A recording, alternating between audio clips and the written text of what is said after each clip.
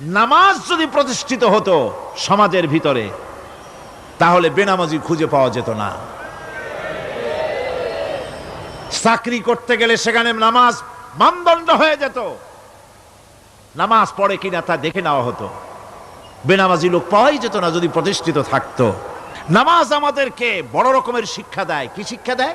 নামাজ আমাদের শিখায় ঐক্য আর ভ্রাতৃত্ব, ভ্রাতৃত্বের আর ঐক্যের শিক্ষা দেয়।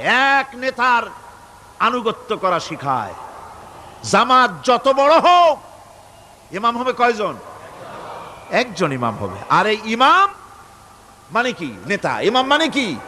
নেতা নির্বাচন শিখায় নামাজে। নেতা নির্বাচন কে শিখায়? নামাজ শিখায়। বোঝেন খুব ভালো করে। কিভাবে? মনে করুন চট্টগ্রাম শাহী মসজিদে ইমাম প্রয়োজন।